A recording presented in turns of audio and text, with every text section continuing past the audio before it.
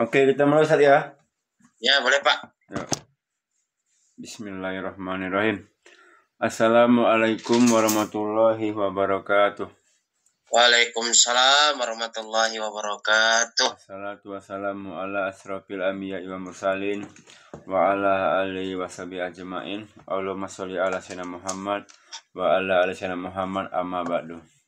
Alhamdulillah, segala pujian syukur kita panjatkan kepada Allah Subhanahu wa taala yang mana pada pagi hari ini kita masih diberikan nikmat iman, Islam dan kesehatan sehingga kita bisa berkumpul kembali di kajian via Zoom ini ya dalam rangka talibul ilmi.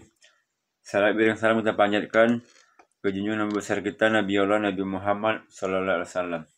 Allahumma sholli ala sayyidina Muhammad wa ala sayyidina Muhammad. Semoga kita nantinya akan mendapatkan sapaan beliau di yaumil akhirat nanti. Amin Allahumma amin. Amin. Yang saya hormati Tuan Guru kita Ustaz Ridwan, alhamdulillah sudah hadir. Yang saya hormati bapak-bapak, ibu-ibu, para jemaah kajian via Zoom yang selalu istiqomah untuk ikut mengaji ya. Baik Bapak Ibu, hari ini kita membahas masalah pila-pila pengakuan nafsiyah ya. Sebelum kita mulai kajian kita pada pagi hari ini, mari kita membaca basmalah. Bismillahirrahmanirrahim. Kepada Al-Ustaz, waktunya kami persilakan. Syukur Ustaz.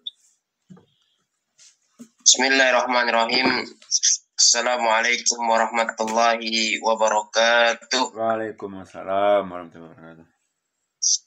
Innal hamdalillah nahmaduhu wa nasta'inu wa nastaghfiruh wa na'udzu billahi min shururi anfusina wa sayyiati a'malina may yahdihillahu fala mudilla lahu wa may yudlil fala hadiyalah. Asyhadu an la ilaha illallah wahdahu la syarika lah. Asyhadu anna Muhammadan abduhu wa rasuluh la nabiyya rasula ba'dah. Rabbi shrah li sadri wa yassir amri wahlul 'uqdatam min lisani yafqahu qawli, amma ba'd. Puji syukur kita hadiahkan kepada Allah Azza wa Jalla, yang mana pada pagi hari ini Allah masih memberikan kita nikmat iman, nikmat Islam, nikmat kesehatan kepada kita sekalian. Kita masih bisa hadir di ruang Zoom ini. Selanjutnya selawat beriringkan salam kita hadiahkan kepada baginda Nabi Allah Muhammad sallallahu alaihi wasallam. Semoga tercurah kepada kita, warga kita hingga yaumil akhir kelak, ketika harta, tahta, jabatan, uang tak berguna sama sekali di depan Allah Subhanahu wa taala. Selawat Nabi Allah Muhammad sebagai penolong kita di akhir kelak. Amin amin ya rabbal alamin. Amin. Ya, kita sambung tentang sabar menghadapi cobaan. Rasulullah bersabda, "Innallaha azza wa jalla idza ahabba qauman batalahum faman sabara falahu sabaru wa man jazi'a falahul jaza." Sesungguhnya Allah azza wa jalla jika mencintai suatu kaum, maka Allah akan berikan cobaan kepada mereka. Barang siapa yang sabar, maka dia berhak mendapatkan pahala kesabaran, dan barang siapa marah, maka dia pun berhak mendapatkan dosa kemarahannya. Masyarul muslimin, kajian via Zoom yang berbahagia, ini kita bisa lihat bagaimana puasa Ramadan kita pada hari ini ya, di mana hari ini kita ditempa dengan bulan kesabaran. Sabar apa? Sabar terhadap sesuatu yang tadinya itu halal kita makan, tetapi Allah Subhanahu wa taala mengharamkan itu dari mulai terbitnya fajar sampai terbenamnya matahari. Jadi Allah mengharamkan apa yang masuk ke dalam mulut kita seperti itu. Itulah dari makna kesabaran tadi. Jadi memberikan cobaan kepada mereka, barang siapa yang sabar maka dia berhak mendapatkan pahala kesabaran, dan barang siapa yang marah dengan kemarahannya maka akan mendapatkan dosa kemarahannya. Jadi Bapak Ibu sekalian, inilah pentingnya kita, bagaimana kita mengatur ya. Jadi kekerasan itu, kemarahan itu kan ada dua ya. Kemarahan yang bersifat fisik, pukulan, tendangan. Ada yang bersifat juga verbal, ucapan, tingkah laku. Ini kadang yang kita kurang pahami ya. Apalagi kita di tengah-tengah masyarakat ini, memang kita tidak ada menyakiti orang dalam hal fisik, tapi bisa jadi ucapan kita, ucapan verbal itu membuat orang lain menjadi sedih dan sebagainya, membuat orang lain istilahnya itu marah juga bisa seperti itu. Ya, itu yang terjadi.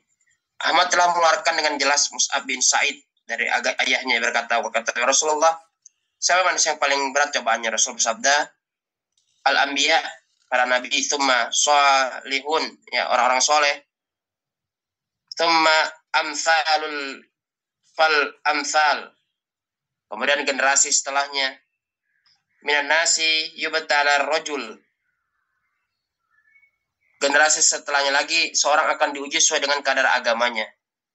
Ala hasabi dini fa in kana fi dini sholabatun zida fi balaihi wa in kana fi dinihi riqatun ufifa anhu wa ma yazalul bala'u bil abdi hatta yamshiya ala dhahril ardi laisa alaihi khati'ah.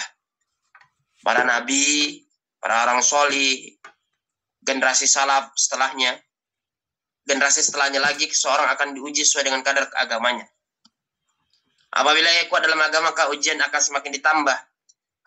Apabila agamanya tidak kuat, maka ujian akan diringankan darinya. Tidak henti-hentinya ujian menimpa seorang hamba hingga ia berjalan di muka bumi dengan tidak memiliki kesalahan sedikit pun.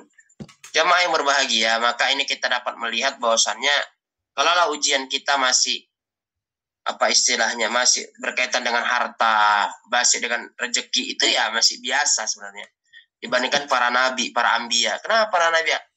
Anbiya, Nabi Zakaria misalnya itu digergaji. Ada yang nabi yang itu dibunuh oleh para pengikutnya, ya. Makanya kan kana tasusu Bani Israil anbiya. Ya.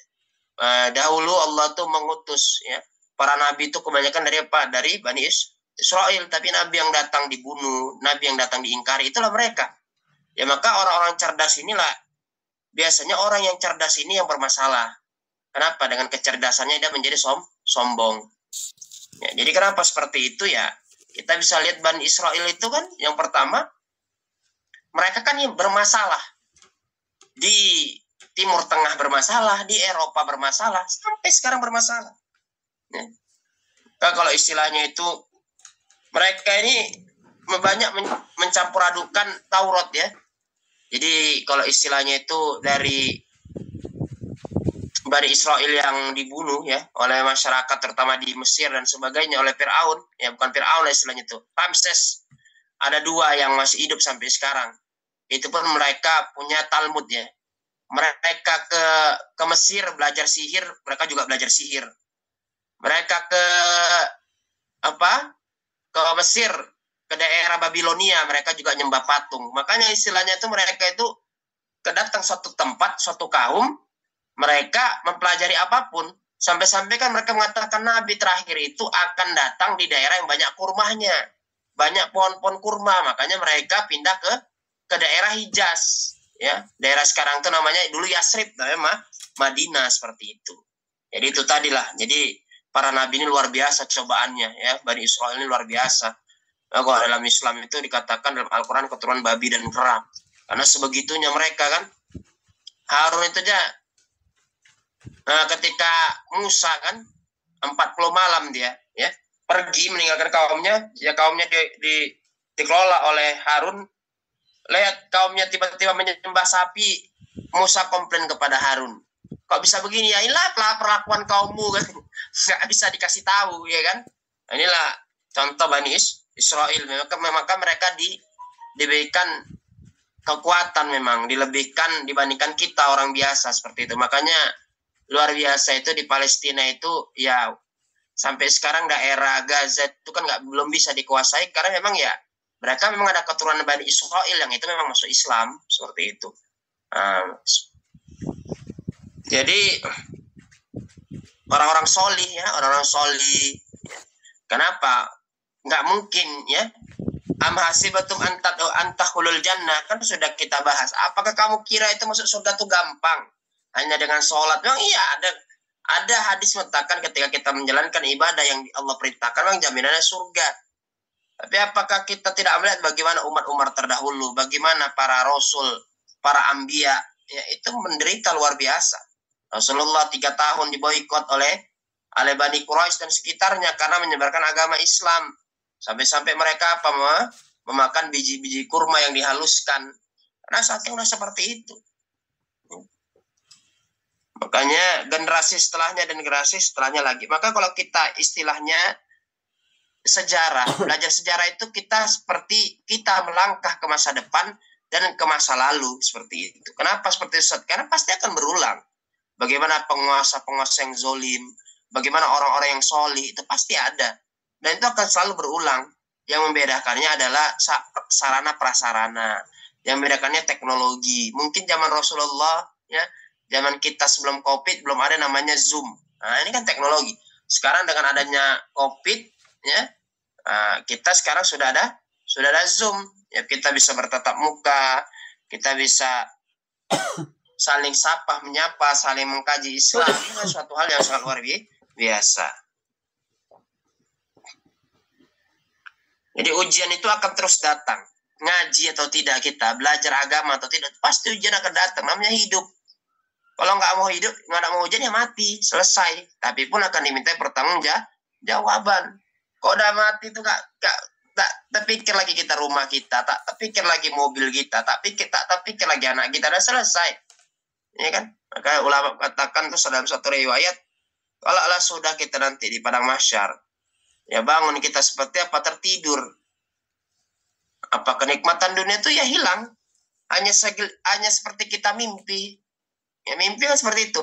Mimpi, nikmatnya mimpi, tiba-tiba bangunnya mimpi rupanya seperti itu. Dari Abu Malik Al-Asy'ari berkata, Rasul sabda, wasobbaru diaun. Sabar adalah cahaya.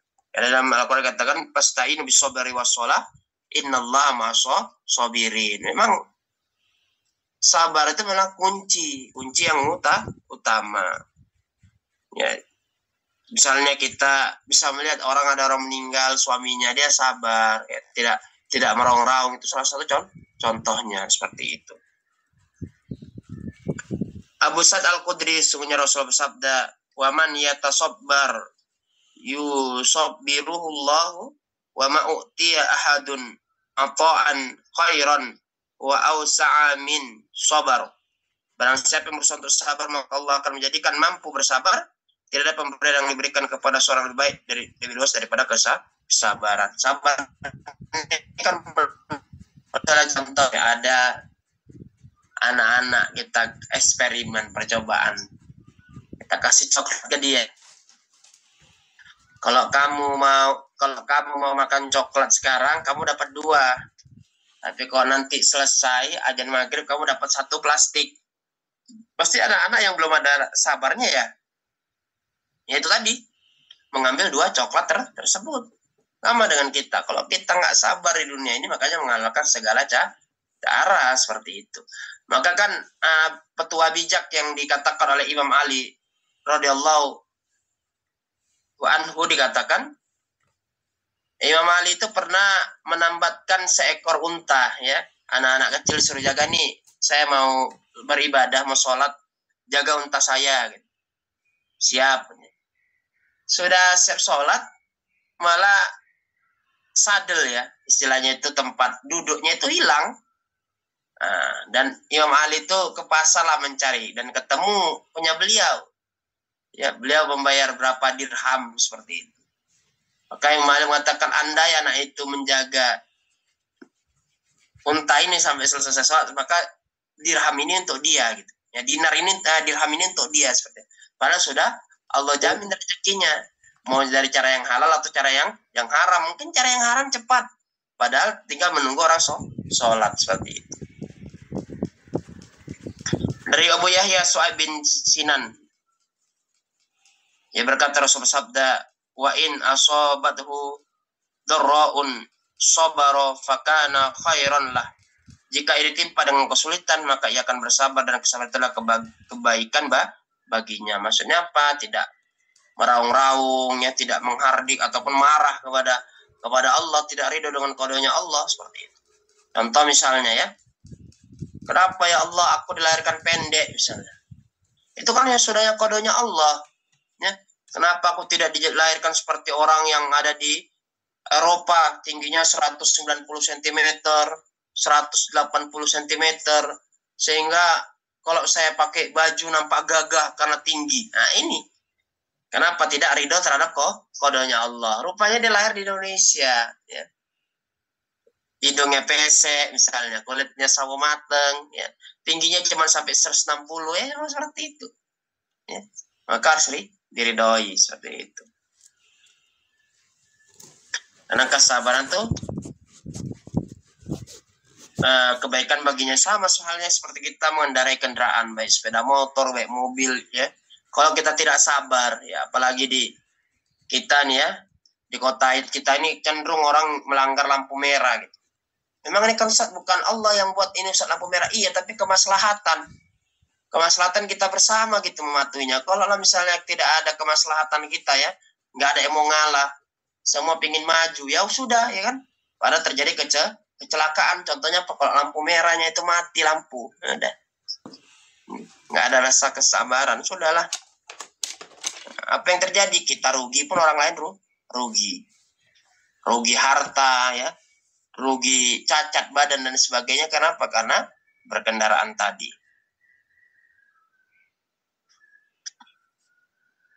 Marun Nabi sallallahu alaihi wasallam bimra'atin tabki inda qabrin faqala ittaqiyallah wasbiri qalat ilaika anni fa innaka lam tusab bi musibati walam ta'rif faqila laha innahu nabiyyu sallallahu alaihi wasallam fa'atat baban nabiyyin sallallahu alaihi wasallam falam tajid indahu biwabin faqalat lam a'rifka faqala innama sabaru inda sadmatil ula.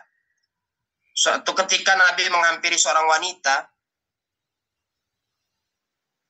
yang menangis di dekat kuburan. Kemudian Nabi bersabda, bertakwalah engkau kepada Allah dan bersabarlah. Ittaqillaha wasbir. Wanita berkata, waqalat ilaika anni, engkau tidak tertimpa musibah seperti aku.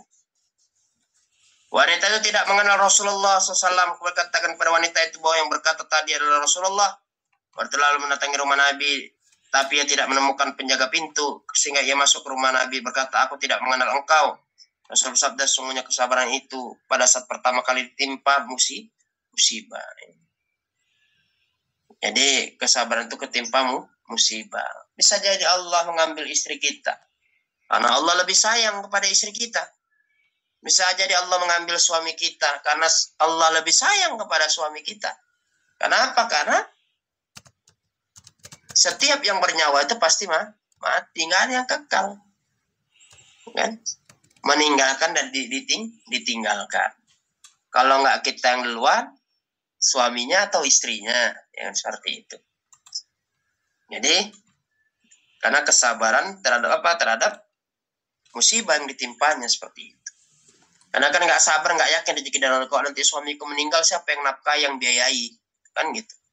Karena kita terkadang manusia ini cenderung kepada akal kita digunakan tanpa ada kita yakin bahwasan rezeki itu dari Allah seperti itu. Ada ikhtiar langit, ada ikhtiar bumi kan. Ikhtiar bumi kita mencari rezeki yang halal ya. Dan juga kita yang melakukan yang pertama itu adalah warok ya. Hati-hati terhadap rezeki kita yang kita cari seperti itu.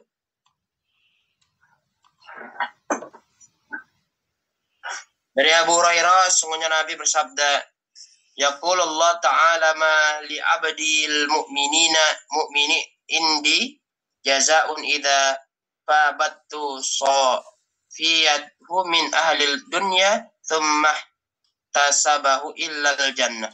Allah berfirman, seorang hamba aku ambil kekasihnya dan penghuni dunia kemudian dia bersabar, maka tidak ada balasan apapun baginya kecuali surga. Jadi kalau Allah mengambil kekasihnya, maka balasan surga. Kenapa? Karena itu tadi ya.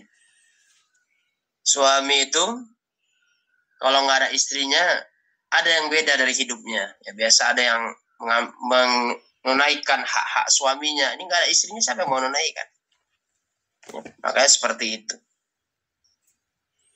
Dari Aisyah Ummul Mukminin berkata, aku bertanya kepada Rasulullah tentang penyakit taun. Rasul memberitahukan kepadanya, innahu kana azaban yab'atsullahu ala man yasha'u faja'alahu Allahu rahmatan lil mu'minina falaysa min 'abdin yaqau ta'un fayamkuthu fi baladihi sabiran muhtasiban ya'lamu annahu la yusibuhu illa ma kataballahu lahu illa kana lahu mithlu ajri syahid.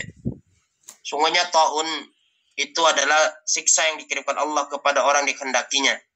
Kemudian Allah menjadikan rahmat bagi orang yang beriman. Maka tidaklah seorang hamba yang tinggal di negeri yang tengah terjangkit ta'un, lalu dia bersabar dan mengharap dari Allah, ia meyakini bahwa tidak akan ada yang menimpa kecuali perkara yang telah ditetapkan Allah, kecuali akan mendapatkan pahala seperti orang yang syahid. Ya. Jadi Bapak Ibu sekalian, ini yang kita rasakan ya. Seperti COVID kemarin ya. Kalau misalnya tanda-tanda hari kiamat itu kan, kalau misalnya angin bertiup maka matilah semua manusia. Ternyata angin itu membawa virus ya. Nah, kalau dulu masa Rasulullah belum bisa tergambar kok angin bisa membunuh manusia. Misalnya angin puting beliung ya bisa jadi ya. Tapi ini angin ya, anginnya nggak digambarkan. Kok sekarang kan sudah paham, oh rupanya angin itu membawa virus ya. Menyebarkan virus di tengah-tengah masyarakat. Makanya tidaklah seorang hamba tinggal di negeri yang tengah penyakit ta'un oleh benar-benar bersabar menghadap Allah, ia meyakin bahwa tidak ada yang menimpa kecuali perintah Allah, kecuali ia akan mendapatkan pahala bagi orang yang syahid. Jadi kita ini kan semua orang-orang yang lulus ini dari COVID. Kenapa seperti itu? Ya luar biasa. Orang-orang yang Allah ambil, yang Allah cabut ya. Kalau misalnya di Jawa itu sampai ada ustadz kita itu yang itu sampai paru-parunya itu putih dengan asap ya, antara hidup dan mati ya. Maka beliau katakan kita bersyukur kepada Allah, kita ini adalah alumni COVID. Mungkin dia di Pulau Jawa itu luar biasa dibandingkan kita di sini, karena ya luar biasa padatnya penduduk, hampir 3/4 ya penduduk Indonesia ini di Pulau Jawa ya. Jadi kalau udah terjangkitnya pasti luar biasa. Nah, itu seperti itu. Ia akan mendapatkan pahala seperti orang yang syahid.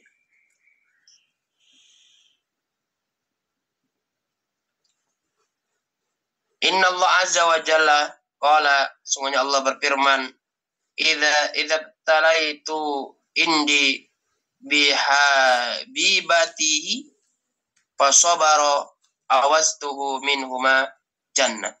Sungguhnya Allah berfirman, apabila aku menguji hambaku dengan dua mata yang buta, kemudian ia bersabar, maka aku akan mengganti kedua matanya tersebut dengan surga baginya. Jadi kalau buta ini bukan karena memang buta beneran, bukan buta yang dicari-cari. Contohnya semana saat buta cari-cari, ya di matanya ditusuk-tusuk, ya. Maka akan diminta pertanggungjawaban. Apalagi setelah itu, misalnya contoh, matanya kenapa bisa seperti itu? Rupanya meminum minuman keras, ya. Meminum khamar, yang itu dapat membutakan, melemahkan saraf. Maka dia akan minta pertanggungjawaban seperti itu.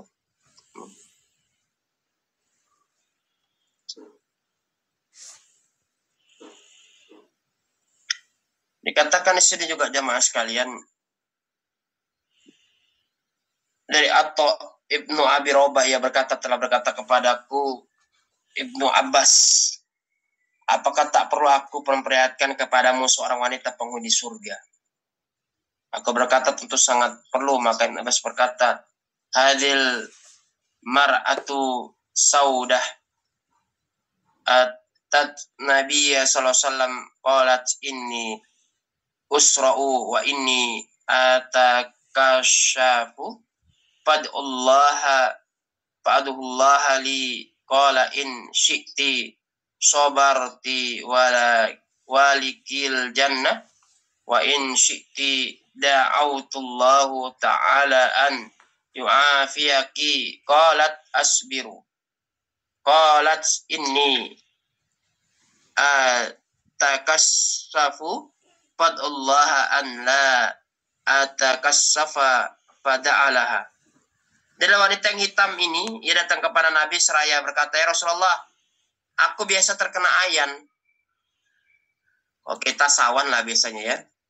Auratku suka tersingkap karenanya, maka berdoalah kepada Allah untukku. Rasul sabda, jika engkau bersabar, maka bagimu surga.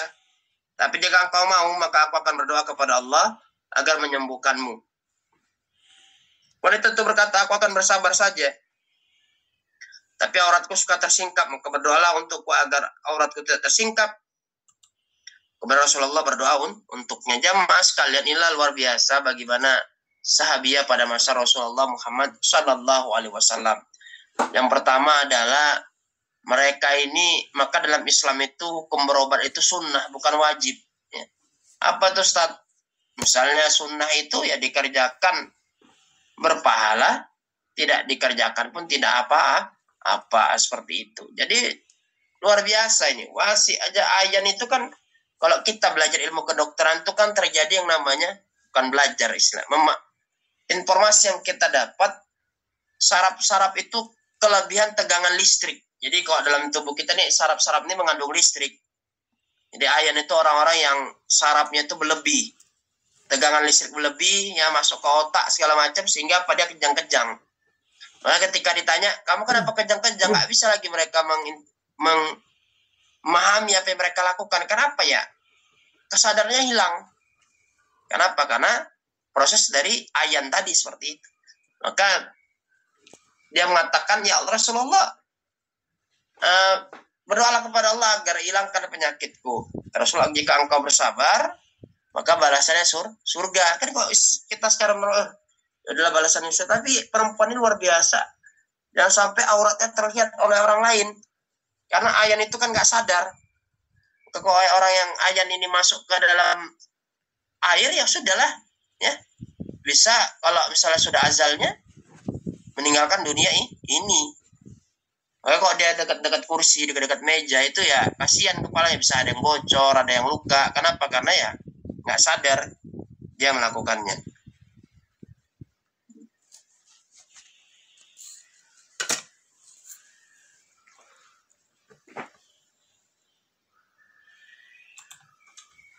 Katakan di sini Abdullah bin Auf radhiyallahu anhu, dikatakan bahwasannya anna Rasulullah SAW fi ba'din ayyamihi allati laqiya fiha al-adu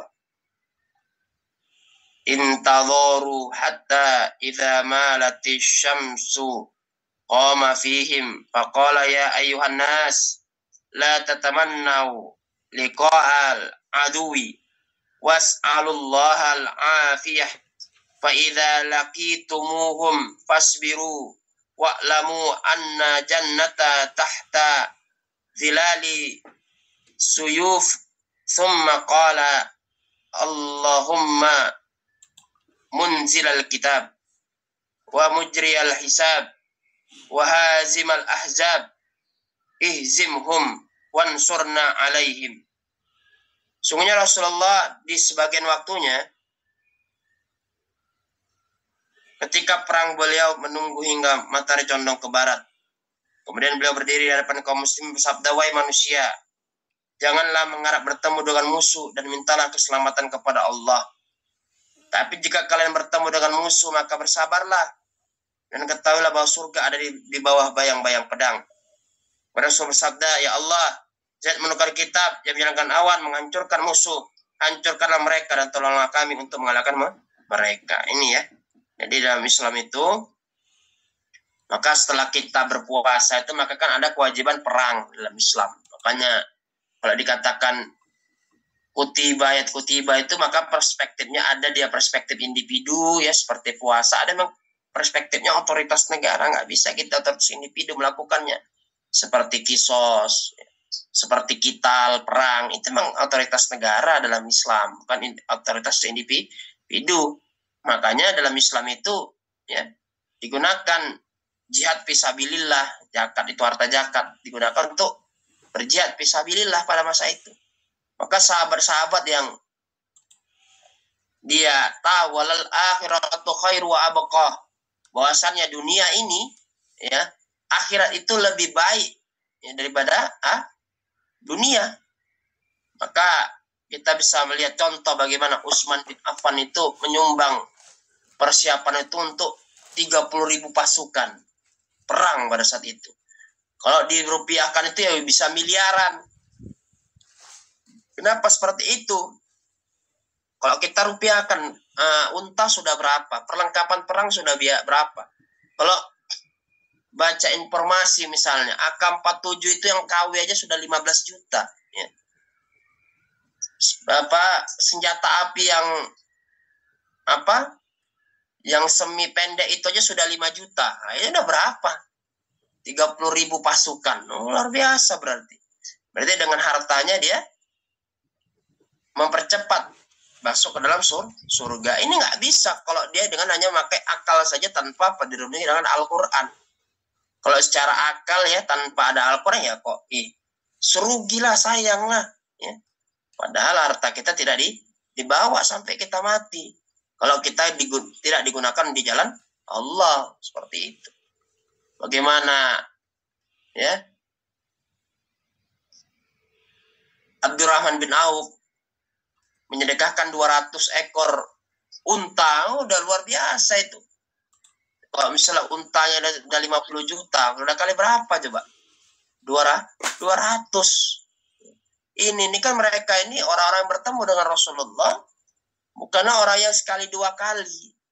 Tapi mereka yang hampir 13 tahun mengaji dengan Rasulullah. Ya. Kalau misalnya tiba-tiba saya, misalnya sama Pak Al-Pakar, baru kenal, baru ngisi kajian, Pak Pakar pinjam.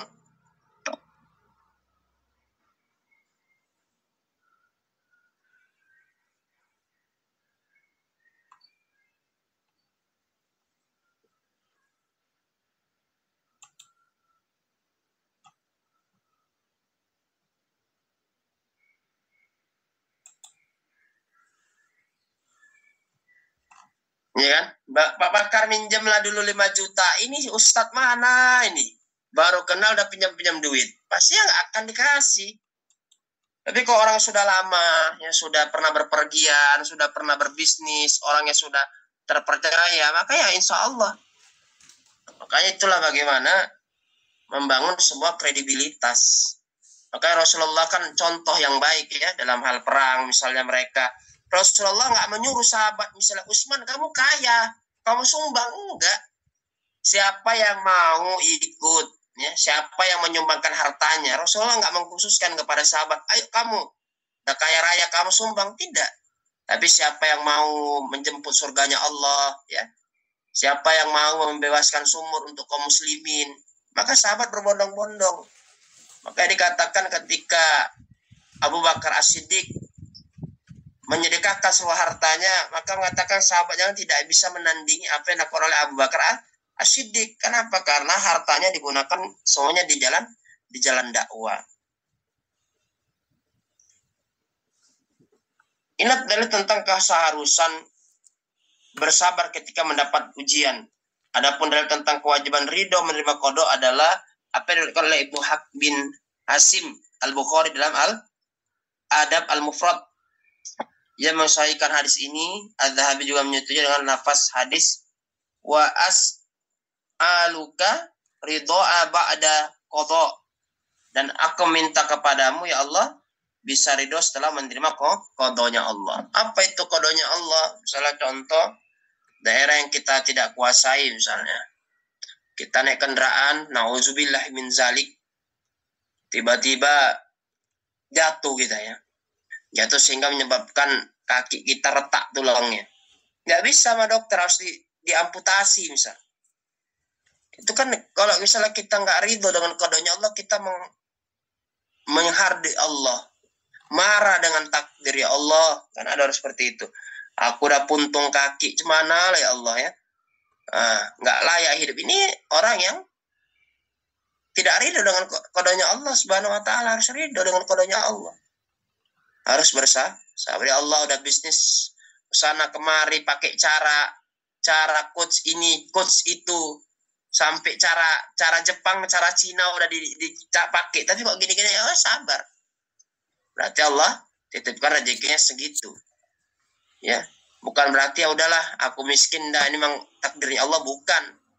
Itu orang seperti itu terpengaruh oleh apa? Filsafat ya. Terpengaruh dengan ya misalnya udah seperti ini, ya sudahlah. Nah, itu berarti apa? Orang tidak mempercayai kodonya Allah. Ya. Bahwasanya kita hidup ini ada yang di daerah kita kuasai, dan mestinya seperti itu. Tekniknya, manajemennya, ya, orangnya, asetnya, sudah kita, ya toh tiba-tiba terjadi bencana alam, mau apa lagi kata? Ya. Nggak bisa lagi kita, ya Allah.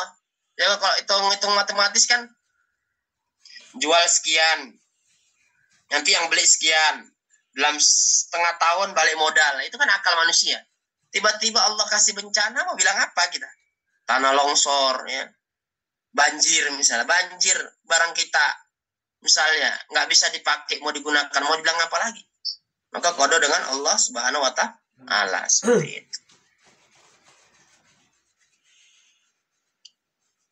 Syarat telah memuji seorang hamba berserah diri kepada kodonya, sebagaimana dijelaskan hadis dari Abu Hurairah, sesungguhnya Rasul bersabda, ala uillimuka au adulluka ala kalimatin min tahtil arsy min kanzil jannah la haula wala quwata illa billah yaqulullahu azza wa jalla aslama indi was taslam. Aku akan beritahu suatu kalimat yang datang dari bawah arsy, dari gudangnya surga, yaitu tidak ada dan tidak ada kekuatan dengan kekuasaan Allah. Allah berfirman, sungguhnya hamba-hambaku telah tunduk dan berserah diri kepadaku. Bapak Ibu yang berbahagia, marah terhadap kodonya Allah hukumnya haram. Al-Qirafi menuturkan dalam Ad-Dakhiriyah dalam ijma' kesepakatan atas keharaman marah kepada kodonya Allah. Yang dimaksud dengan ijma' ini adalah ijma' para mujtahid. Lapas ijma' adalah marah terhadap kodonya Allah hukumnya haram berdasarkan ijma'. Al-Qirafi telah membedakan antara qada dan Al-Makhdi. Beliau berkata, jika ada seorang yang diuji dengan suatu penyakit, kemudian ia merasa sakit sebagai resiko dari tabiat suatu penyakit, maka hal seperti ini tidak dipandang sebagai sikap tidak ridho terhadap qada. Nah, jika disebut tidak ridho terhadap Makhdi, jika ia berkata, apakah gerangan telah aku lakukan hingga aku ditimpa dengan musibah ini? Apa dosaku kalau aku tidak layak mendapatkannya? Ini tidak ridho terhadap qada. Nabi Ayub misalnya, itu diberikan Allah cobaan berupa penyakit. Ya. Kalau misalnya kan dalam Islam itu para Rasul itu tidak diberikan hal-hal yang menceritakan yang tidak. Kalau dalam kitab Injil itu kan ada misalnya Yakub berantem dengan Tuhan di dalam Israiliyat ya. Ada nabi yang itu berzina dengan anaknya. Ini kan merendahkan para rasul, para anbiya ya. Maka Rasulullah itu kan yang paling berat siksanya itu para nabi, orang-orang solih. Para nabi itu kan maksum, tidak mungkin melakukan hal-hal tercela seperti itu. Bahkan istilahnya mereka telah mencampur adukan ya antara kisah dongeng, kisah yang tidak bisa dicerna akal dengan wahyu Allah. Jika berkata, padahal aku tidak layak mendapatkannya, maka yang seperti ini disebut tidak ridho terhadap qada dan bukan terhadap al-Makhdi. Jadi al-Makhdi tadi ini efeknya dari tabiat penyakit. Misalnya contoh, kalau orang kena cancer, na'udzubillah min zalik ya, maka yang terjadi apa efeknya itu? Itu menyebar ya. Kalau stadium 1 itu masih satu titik, kalau udah stadium 4 dimanapun sudah banyak titik kankernya, pasti akan merasakan sakit yang sangat luar biasa. Ya. Nah, seperti itu. Keharaman marah terhadap qada ini ditunjukkan oleh hadis dari Mahmud bin Lubaid, sebagaimana telah disebutkan Rasulullah bersabda, Innallah idza ahabba qauman ibtilahum faman radiya falahu ridha wa man sakhita falahu sukhta. Sesungguhnya jika Allah akan mencintai suatu kaum, maka Dia akan memberikan ujian kepada mereka. Barang siapa yang bersabar, maka kesabaran itu bermanfaat baginya. Barang siapa marah, tidak sabar, maka kemarin itu akan kembali kepadanya. Jadi, orang-orang yang dia tidak ridho ya, terhadap apa yang Allah berikan kepadanya. Jadi, Allah itu mencintai suatu kaum bukan berarti nggak diuji. Walanabluwannakum bisyai'im minal khauf wal ju' wa naqsim amwali wa anfusi was samarat wa basyiris sabirin. Ya. Allah tuh pasti menguji manusia dengan takut. Takut miskin, takut istri meninggalkan suami, suami meninggalkan istri, takut. Kalau takut ini sudah menguasai kita, ya, maka ini bisa jadi kita menuhankan takut, melakukan kemusyrikan karena takut tersebut. Seperti itu. Jadi Bapak Ibu sekalian, maka dia akan memberikan ujian kepada mereka. Barang siapa yang sabar, maka kesabaran itu bermanfaat baginya. Barang siapa marah, tidak sabar, maka kemarin itu akan kembali kepadanya. Maka hidup di dunia yang sementara, maka kita harus banyak bersabar kepada Allah, kepada qadanya Allah, kepada selama manusia. Ya. Kalau tak sabar nanti, ya, makanya dalam Islam itu siapa orang yang kuat? Orang yang bisa angkat bebannya Rasulullah bukan. Orang yang menang pertandingan bukan. Siapa orang kuat? Orang yang bisa menahan marah seperti itu. Kalau sudah marah itu ya sudah di luar batas, ya masuklah, digoda setan lah kita. Apa yang terjadi? Bisa terjadi hal-hal yang tidak diinginkan, merugikan kita dan merugikan orang lain. Bapak Ibu yang berbahagia, mungkin sampai di sini kajian kita pada pagi hari ini. Selanjutnya saya kembalikan kepada pembawa acara Bapak Al-Pakar. Pada Bapak Al-Pakar saya kembalikan. Baik Ustaz, syukur Ustaz, jazakallahu Ustaz ya. Baiknya Bapak Ibu, kita buka diskusi tanya jawab ya. Kita punya waktu lebih kurang 15 menit sebelum jam 7 ya. Jadi yang mau bertanya dipersilakan, silakan dibuka mikrofonnya atau via chat juga boleh ya. Ya silakan yang mau bertanya. Yang punya kitab halaman ini ya, dari halaman 100 berapa tadi ya? Halaman 110 sampai 113 ya. Ya 113. Tentang kesabaran, tentang penyakit, itu dia banyak yang di sini kita bahas tadi.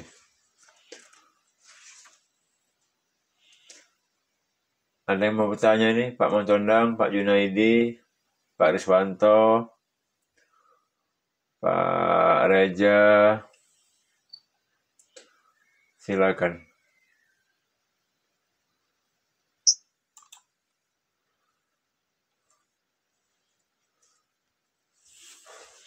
Ada.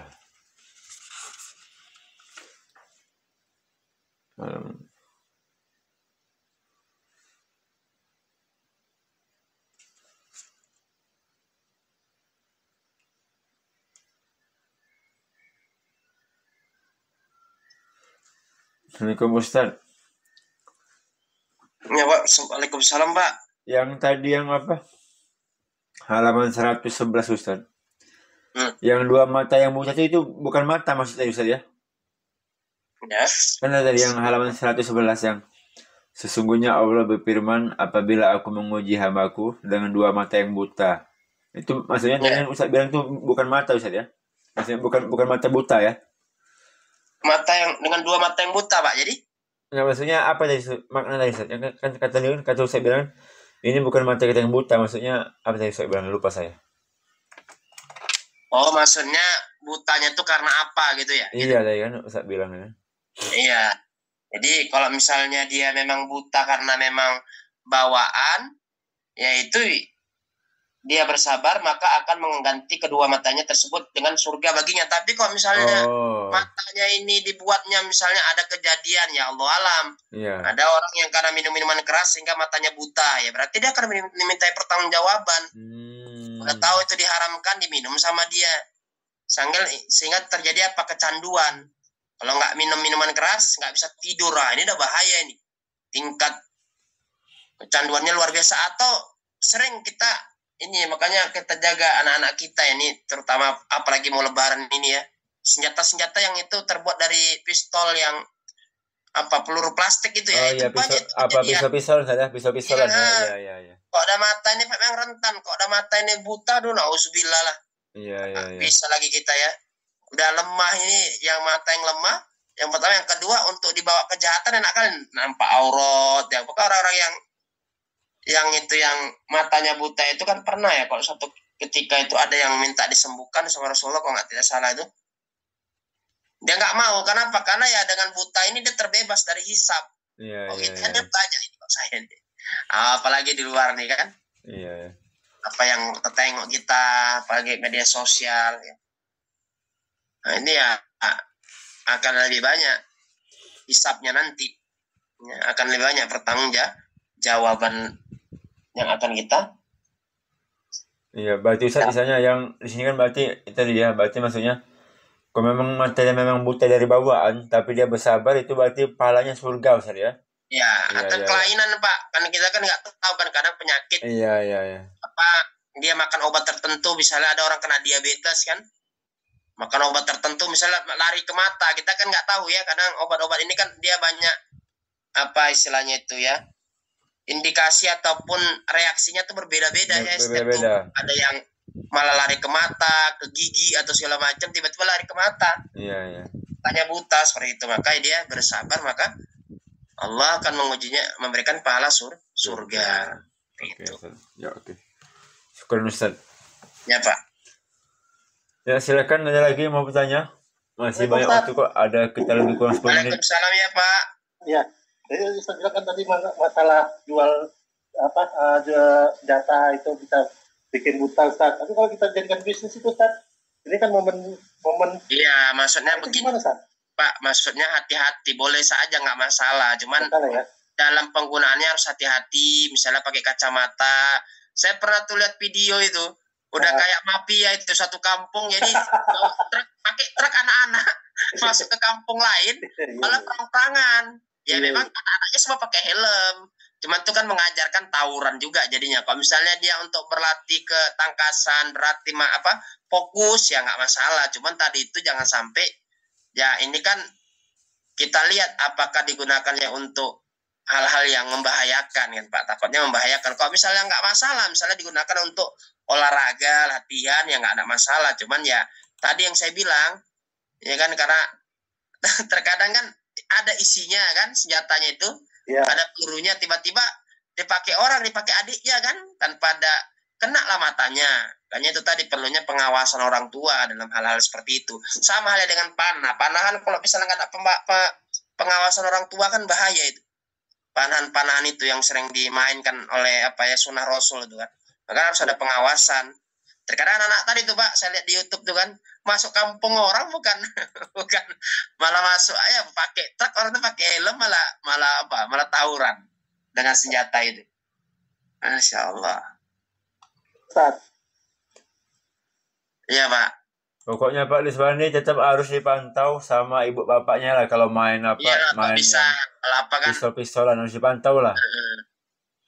Bahaya soalnya. Iya. Ya, luar biasa Pak, apalagi lebaran nih kan, anak-anak senjata kayak gitu ya luar biasa, lumayan dong untuk.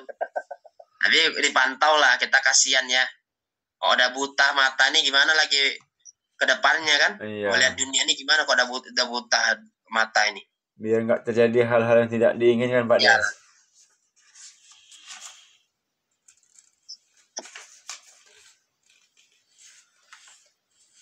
Balik-balik ke yang masalah sabar, memang kan bolak-balik kita bilang tadi, ya itulah kajian, ulang-ulang kaji ya. Memang sabar ini kadang simpel sekali kita bilang. Iya, makanya mudah diucapkan, tapi sulit dipraktekkan. Sulit dipraktekkan ini memang. Memang harus terus dilatih lah kita ya. Banyak-banyak kita berlatih istighfar. Memang ini tadi gampang memang nyebut bilang sabar ya, tapi menjalankannya itu agak berat. Kenapa? Ya wanita tadi kan, suaminya meninggal ya pukulan bagi dia kan. Kita pun juga ya namanya manusia kan. Apakah kamu belum pernah merasakan apa yang aku rasakan? Ada benarnya juga sebagai manusia, tapi jadi kata Rasulullah, sabar itu saat pertama seperti itu. Kalau ada orang meraung-raung ya, meninggal saudara kan ada masalah itu. Ada suatu hal yang belum tuntas kan.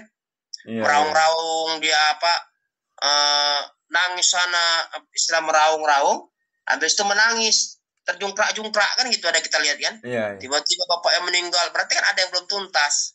Misalnya dia menjadi anak yang nauzubillah sering melawan pada orang tua.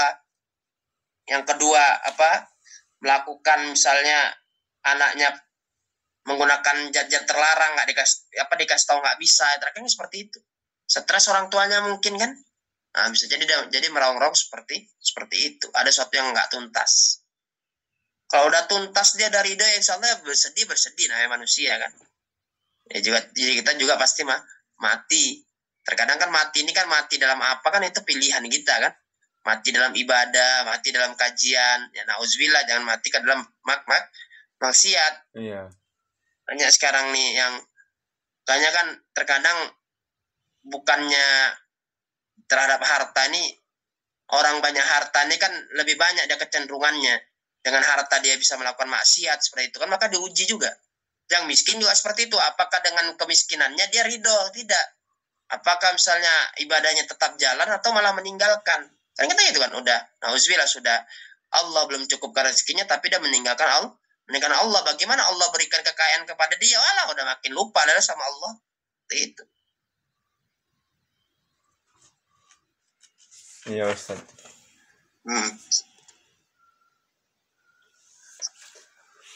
Terus ini lagi Ustaz nanya Ustaz di halaman 113. Mungkin satu pertanyaan terakhir lah. Gini Ustaz, kan ada yang saya baca ini kan, misalnya orang itu kena penyakit, tapi dia selalu mengeluh, ya Allah, kenapa kok sakit ini ada di aku? Ya kan aku sudah berikhtiar, sudah aku lakukan semua lah menjaga kesehatan, tapi tetap aku kena penyakit juga. Jadi seolah dia kayak tidak ridho Ustaz. Iya Pak. Berarti itu istilahnya dia berdosa lah Ustaz ya. Tapi kalau misalnya dia bersabar, dapat pahala Ustaz ya. Ya, bersabar dia akan mendapatkan pahala. Memang seperti itu Pak. Kalau namanya udah sakit nih Pak, misalnya ya dia keluar unek-unek kan gitu. Ya manusia, tapi misalnya Allah nih, kenapa engkau tarik pada aku rajin sholat, rajin dakwah gitu, kenapa? Betul. Itu namanya nggak ridho terhadap kodok. Tapi misalnya ya Allah ringankanlah sakitku, ya itu namanya manusiawi lah Pak. Orang namanya sakit ya, sakit gigi aja luar biasa Pak, apalagi sakit sakit gigi ini udah makan daging aja nggak bisa gitu. Apalagi sakit lain-lain, nauzubillah min zalik, sakit kanker jantung ya, apalagi diabetes nih yang ngeri nih. Ya. Luka sedikit aja udah lama sembuhnya ya, auzubillah. Seperti itu. Nah, kita jaga-jaga kesehatan lah, kan kita ikhtiar kita juga. Iya. Nah, makannya udah umur 40 misalnya, kita hindari makanan yang berbanyak gula-gulanya. Ustadz saya itu makan kentang loh Pak. Beliau kentang. Jadi ya? Beliau tuh sudah hampir 8 tahun tuh nggak makan nasi, makan kentang. Kenapa? Karena yang menghindari gula tadi ya. Iya. Nasi ini kan gula luar biasa. Kalau bagi yang sanggup, bukan wajib ya. Iya. Kalau bagi yang sanggup, kalau nggak sanggup kita kan nggak bisa. Itu kan suatu hal yang jibilia, yang itu ya boleh aja kita lakukan hal-hal yang mubah kan. Iya. Dia ganti nasinya dengan kentang. Tapi kentangnya dia apa saya belum tanya lagi. Iya. Cuman dia bilang saya sudah ganti dengan menggunakan kentang. Bisa jadi kentangnya direbus. Itu. Ya mungkin gitu ya Bapak Ibu ya, saudara semuanya, kita akhiri ya, insya Allah kita bersambung kembali di Senin depan ya, karena sudah mulai jam 7 ya. Silakan Ustaz, ditutup Ustaz. Ya baik Bapak Ibu sekalian, kita tutup dengan mengucapkan istighfar 3 kali. Astagfirullahaladzim, astagfirullahaladzim. Dan waktu majelis, subhanakallah bihamdi, asyhadu an la ilaha illa anta, astaghfiruka wa atubu ilaik. Bila fisabil haq fastabiqul khairat, ila liqa ma'assalamah. Assalamualaikum warahmatullahi wabarakatuh. Waalaikumsalam warahmatullahi wabarakatuh. Syukur Ustaz, jasa kalian Ustaz atas ilmu, waktu dan materi yang sampaikan. Semoga bermanfaat untuk Bapak Ibu yang di pada pagi hari ini. Semoga Ustaz diberi kesehatan, diberikan segala urusannya, dilancarkan segala rezekinya. Amin. Dan juga semoga Bapak Ibu yang hadir pada pagi hari ini ya, kita sama-sama diberikan kesehatan oleh Allah, dimudahkan urusan kita, dilancarkan rezekinya. Yang masih sakit semoga cepat sembuh, yang masih punya utang semoga cepat lunas, yang baru membangun usaha semoga usahanya terus berkembang ya. Dan juga semoga hari ini apa yang kita kerjakan mendapatkan keberkahan dari Allah Subhanahu wa taala. Amin ya rabbal alamin. Baik Bapak Ibu, yang kita tutup dengan baca hamdalah. Alhamdulillahirobbilalamin. Dan juga doa akibat majelis. Subhanallahumma wa bihamdika asyhadu an la ilaha illa anta astaghfiruka wa atubu ilaik. Wabillahi taufiq wal hidayah. Wassalamualaikum warahmatullahi wabarakatuh. Syukran Ustaz ya. Ya, syukran Ustaz.